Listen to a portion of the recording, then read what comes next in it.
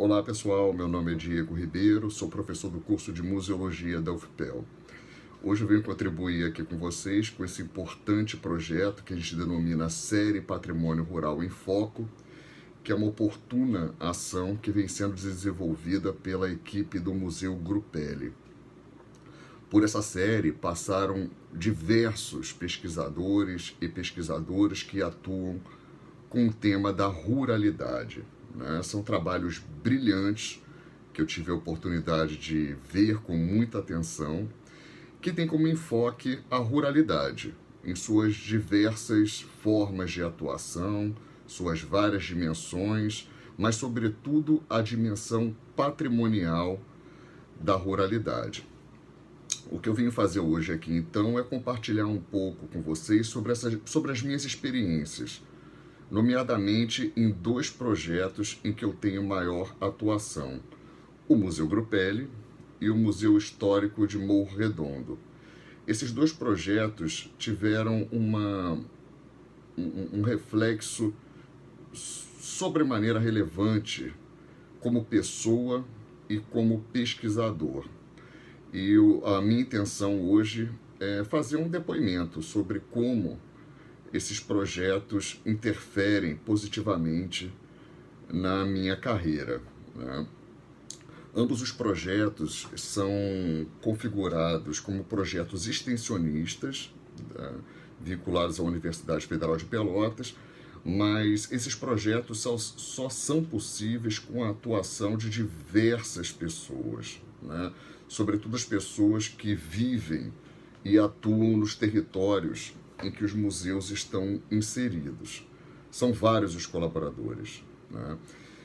Eu iniciei nesses projetos no Museu Grupelli em 2008 e no Museu Histórico de Morro Redondo em 2009, quando eu tinha recém-chegado aqui em Pelotas para atuar como professor.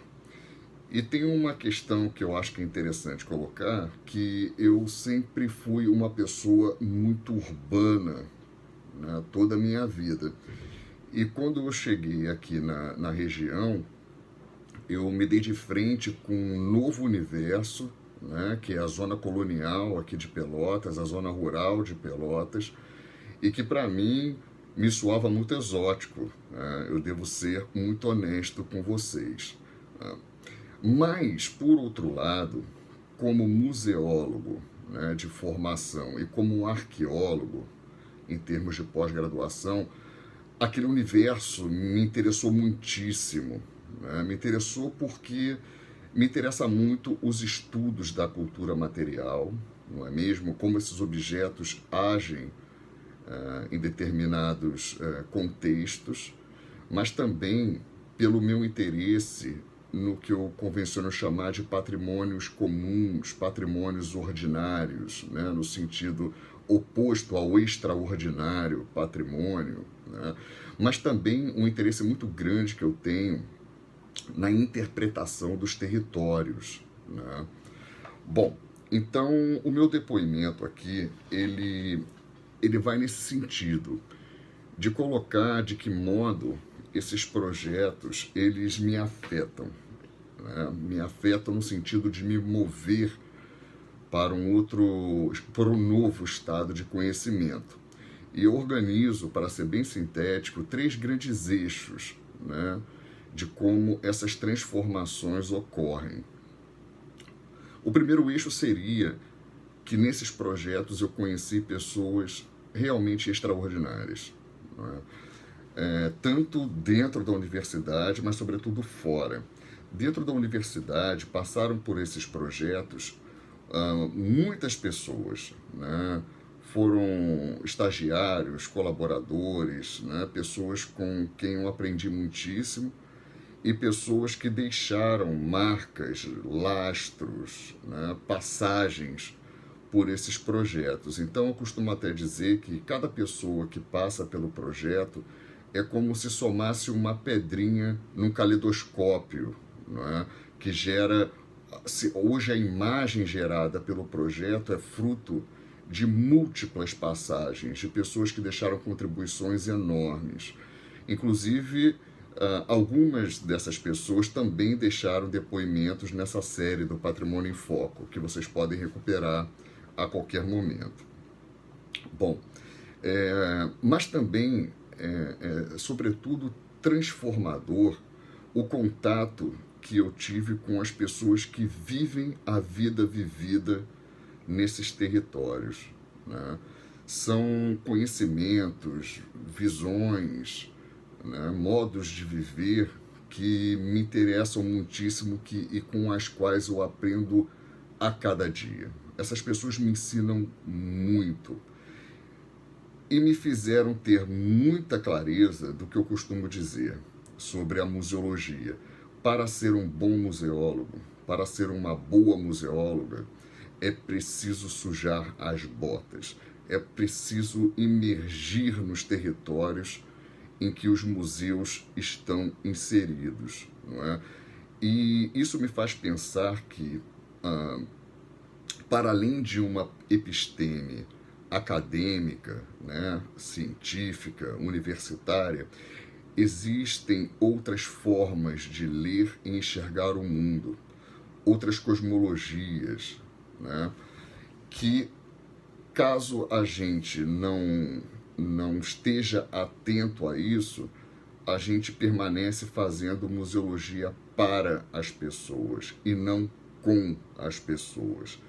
Então, esses projetos me fizeram entender com muita ênfase que nós, profissionais de museus, temos que estar sempre com os olhos e os ouvidos abertos, né, para justamente escutar e aprender.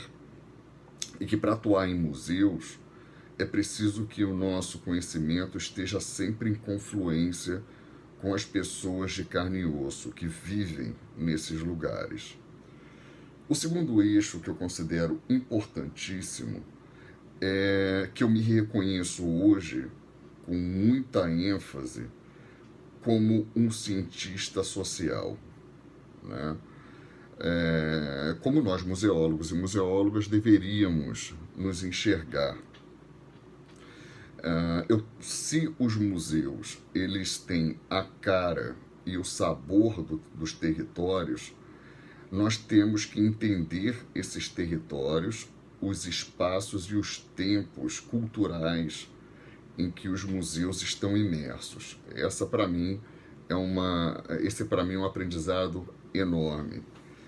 Bom, o terceiro eixo que eu considero muito importante é reconhecer a dimensão simbólica, afetiva e emotiva disso que nós convencionamos chamar de objetos museais.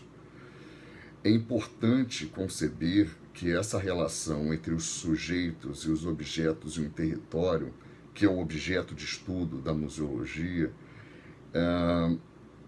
eles estão permeados de musealidades que nós temos que entender, que nós temos que estar atentos a esses fenômenos, a esses processos, não é? E ao interpretar essas musealidades, fica muito claro para mim a dimensão afetiva e emotiva que esses objetos desempenham nas pessoas dentro desses territórios. E fica muito claro para mim o papel ativo que essas materialidades, esses elementos da cultura material têm nas pessoas. Então fica cada vez mais claro para mim que as pessoas não apenas fazem objetos, coisas, mas que esses objetos, em grande medida, também constituem os sujeitos nas suas subjetividades, né? A gente não só constrói coisas, as coisas também nos constroem, não é mesmo? Então, por fim, o que eu deixo como mensagem para vocês é que vocês, profissionais de museus, realmente façam uma imersão profunda nos territórios em que os museus se localizam, né? E eu digo que, ao fazê-lo, esses projetos me transformam de uma forma indizível, a ponto de dizer que eu não consigo me imaginar hoje como pessoa, como pesquisador, como professor, distante dessas realidades. Tá bom? Então, obrigado e continuem nos acompanhando nesse projeto e nesses processos. Até logo.